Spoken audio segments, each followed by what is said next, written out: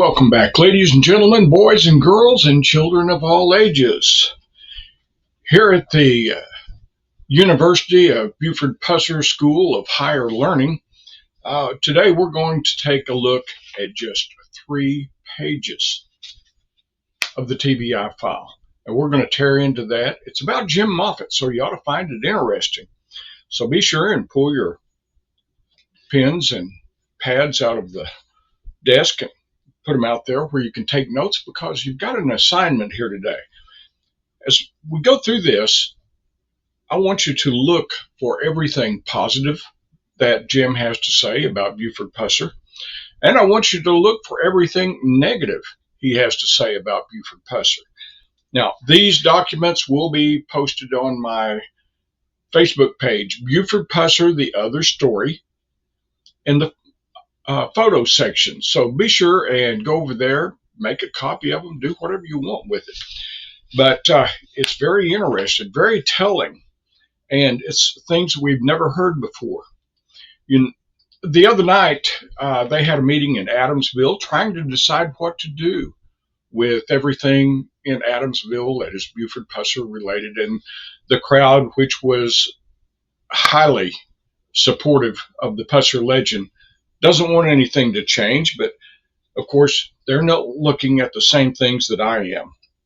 And the only suggestion that I've made about anything that they need to change over there is that they need to incorporate Pauline's name into the museum's title, and they need to display a lot of the files and things that are so damning against the Pusser legend. Tell the legend if you want. That's fine. I have no problem with that. But be sure and tell the truth along the way, that he was no hero, that he was, like Wyatt Earp, walked on both sides of the law. And that's all that I'm asking that they do, and I think that's a reasonable thing. It'll help keep the legend alive. It'll help get the truth out there, and it will keep the economy of Adamsville going. So today we're going to take this basically in short parts so that you can make notes and digest it even quicker. So here we go. Now, in this document, of course, it's headed by the case number, the agent's name, that kind of information, the file number. And the very first paragraph, they're talking about how that this agent, Blackwell, was down in McNairy County investigating a car theft ring. And he was working with Jim Moffett, who is a criminal investigator, working there at the time at the sheriff's office. And that the discussion about Buford Pusser just came up as conversation, and that Jim Moffett volunteered this information about Buford. And he said that he first met Buford when Jim himself, let me make that clear, that Jim himself was a patrolman in Adamsville. Buford was in high school at the time, and Buford would often ride with him on weekends, some evenings, so on, as he patrolled Adamsville. Well, years later, Buford is elected as sheriff, and he goes back to his friendship with Jim Moffett, and he asked him to go to work for him at the sheriff's office as his deputy. And Jim did exactly that. But he also noted that Buford didn't go on important calls by himself. He would always swing by, pick Jim up, and they would go together. Well, at the same time, Moffett is volunteering the information that Buford liked to work nights. He had several girlfriends located all over the county, and that he would often bring his car by, leave it at Jim's house, and borrow Jim's car to drive to take his girlfriends wherever. Now, Mrs. Moffett didn't like that arrangement. She was opposed to it. She knew that Buford was cheating on Pauline. But Jim said he had to allow Buford to do it because he was the sheriff and Jim was just a deputy. So that practice continued. Now that tells you a lot about Buford. Just as soon as he is sheriff, we notice that he starts philandering, seeing other women, borrowing Jim Moffett's car to hide his involvement, so on. So there you have to take that. Now we'll move down to the third paragraph on the very first page and see what it has to say. The third paragraph in this document begins to reveal a lot more information in that Jim knew that Buford was getting about $1,400 a month in payoffs from various club owners. And he said that Buford himself had a bootlegging operation that was set up where he was making $1,000 or more each month from that. So that was $2,400 that Jim Moffett knew about. And this was early into his administration. Jim laid part of the blame for Louise Hathcock's death on himself because he said that he would go down, get search warrants from Judge Treese, and he would inform Buford about it, of course, and only Judge Treese, Jim Moffett, Sheriff Pusser, and Petey Plunk knew about these warrants and said when they'd be served, like one of them, they went down and they got something like 3 half pints of whiskey that was bootlegged in, and it was there at the Shamrock, and they confiscated it, but Jim said he wasn't going to press charges because that wasn't enough to really bother with.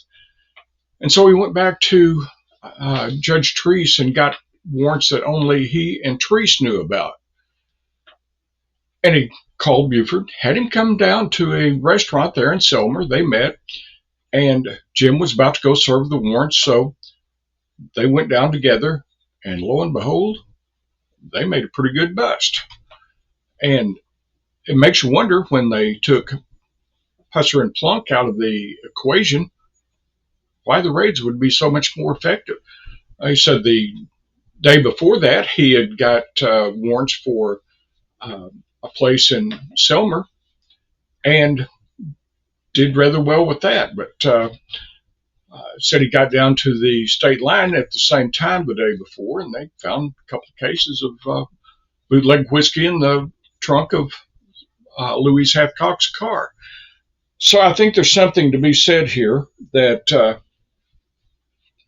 whenever Jim would share information about warrants he was about to serve, nothing happened. But when he kept that information between he and Judge Treese, those raids were successful. And of course, I've always said that Buford was taking payoffs. He was letting these people get by with things if they would pay him. And I think that's an indication that Louise Hathcock was indeed paying Buford. And that the only times that it seems like that she was caught was when only Jim knew about the warrants that were about to be served. I know a lot of people will try to make hay about this, but hey, you guys try to explain this that are naysayers and tell us why that would be that way. Why that they only got lucky when Moffett knew about these things. I think that says a great deal about Moffett, and it really says nothing positive about Sheriff Pusser. Just fact.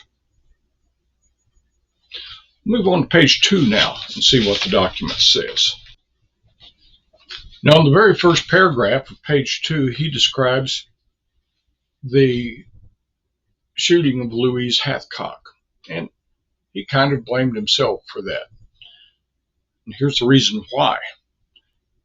He stated that just a short time after he had had the problems with serving warrants down there, that they he got a complaint there at the sheriff's office in McNairy County about a theft that had taken place at what he referred to in the document as the Round Town, which that was what it was later called. But back in the time that he's referring to, it was the Shamrock Motel.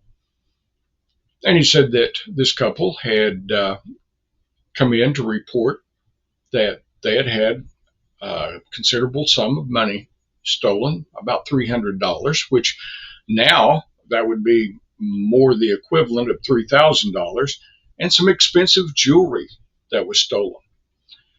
So he went to Judge Treese, got a warrant for illegal alcohol, and another search warrant for stolen property. Now, Miss Vogel told him that they were driving up from the Gulf Coast and headed back to their home, that they came to the Shamrock Restaurant and Motel, and it looked like a nice establishment. So they checked in, got a room, and began to settle in, and that Dorothy Vogel wanted to make a phone call to her children and let them know that everything was going well on the trip, where they were, so on, and that when they started to use the telephone, it didn't work. So Dorothy walked down to the office to report this, and Louise said, well, just use the phone here in the office to make that call. It's fine. And that's what Dorothy Vogel intended to do, but she realized that she didn't have her children's phone number with her, that she had left it back in the room. So she walked just a short distance down to retrieve the phone number, but she made the mistake of leaving her purse on the registration desk. Well, when she got back, for some reason, she was suspicious. She looked inside, and the $300 was missing, along with some jewelry. And she asked Louise about it, and Louise was drunk and really lit into her, I guess. So she went back into the room and she talked with her husband about it, and they were trying to decide what to do. I suppose it was late, so they decided that the next morning they'd visit the sheriff's office and see what could be done. Well, as things would happen, they were awake all night.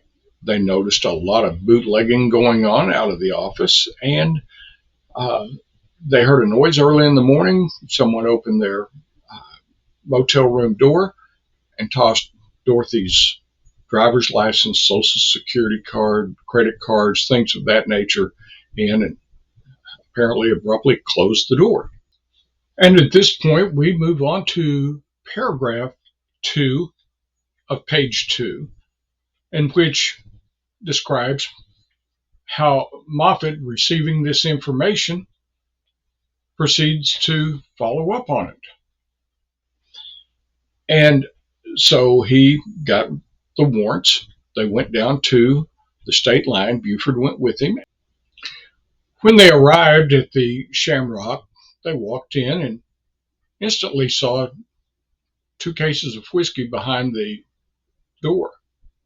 And they advised her that she was under arrest.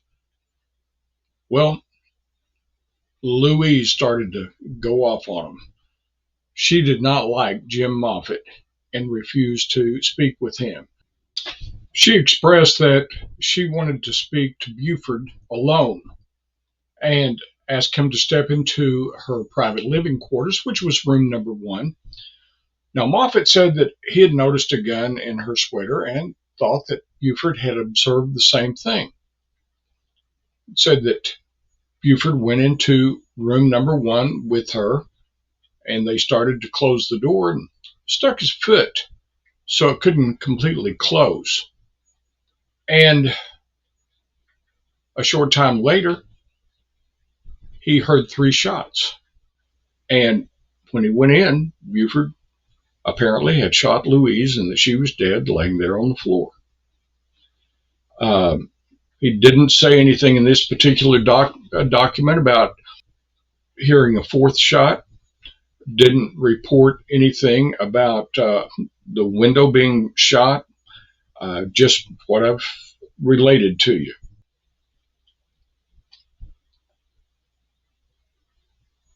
Moffett went on to tell Agent Blackwell how he went back to the Shamrock later that evening, and when he arrived, he encountered someone there that said that uh, there had been a meeting just days before, and he thought that they had an arrangement worked out, an agreement of some sort.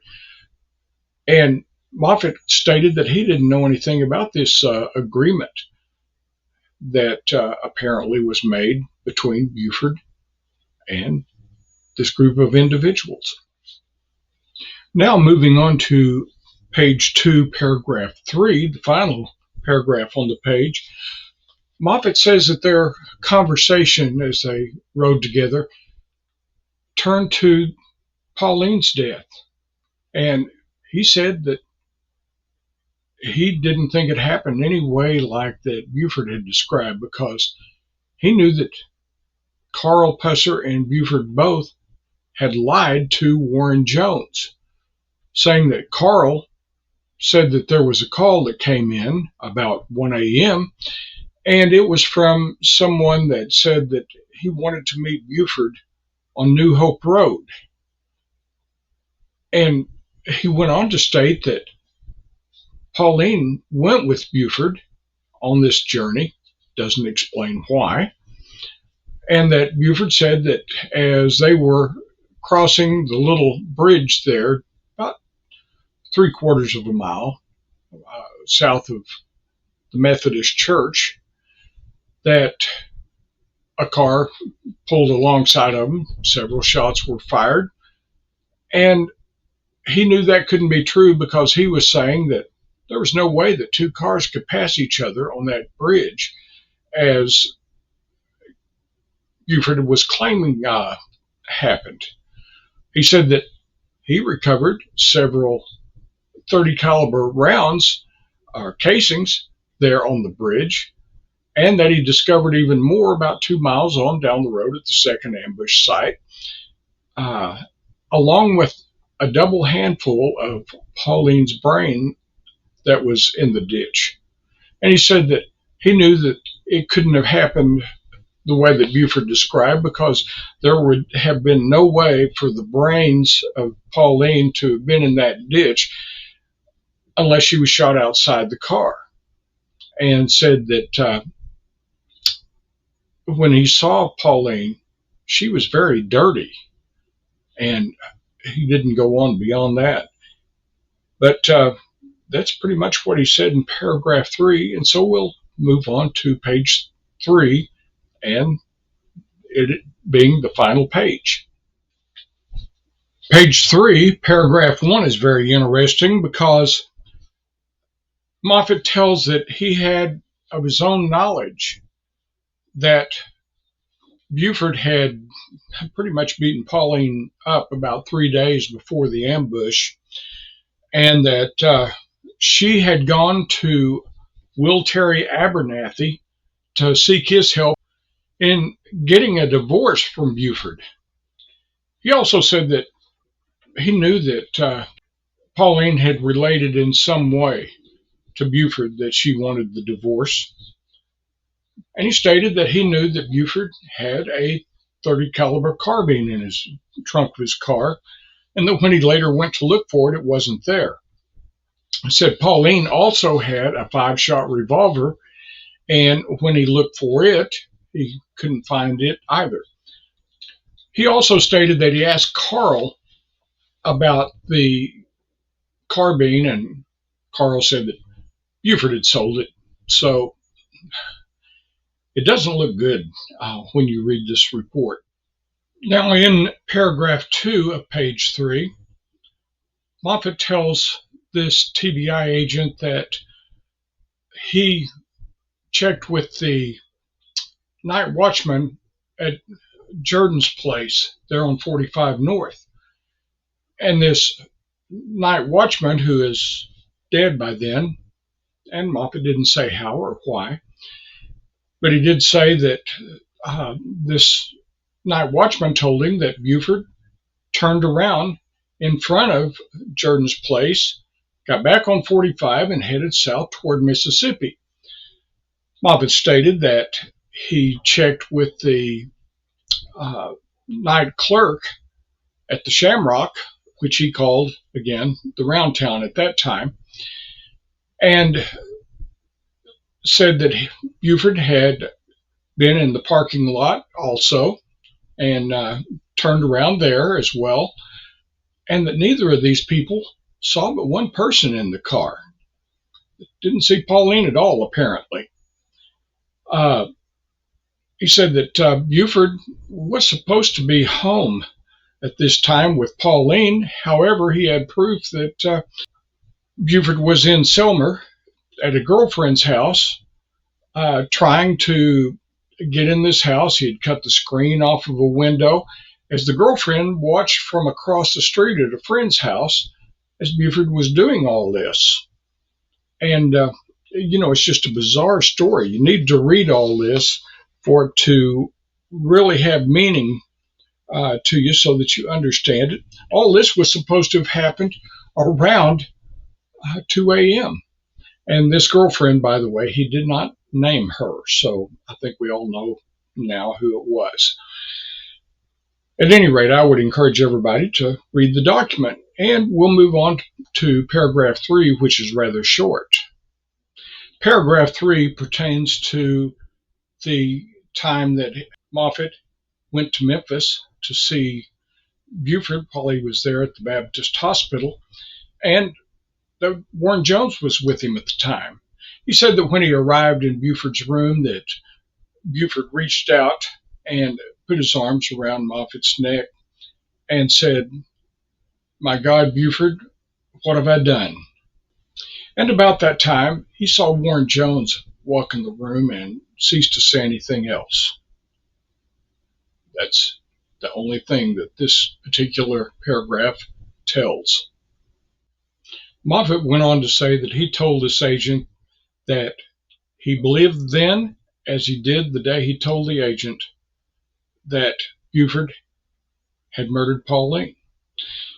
And he said that the story was repeated to Will Terry Abernathy, and shortly later, Abernathy called all the law enforcement personnel from McNairy County into the courtroom there at the courthouse and told them, if you have proof of anything that Buford killed Pauline, tell me now, or I don't ever want to hear of it again. Moffett went on to say that there were 2 investigators from Mississippi who were working on the ambush case, and that one night they called him to their room, and he related this story to them. And they packed their bags and went back to Mississippi. He also stated that he stopped working at the sheriff's office about that time, and it was about the time that Buford had been out of the hospital and come back to work, was starting to run for sheriff again, that he asked Jim to come back out of friendship. And Jim did so, knowing that Buford probably murdered Pauline. And I don't think things were ever right between them after that.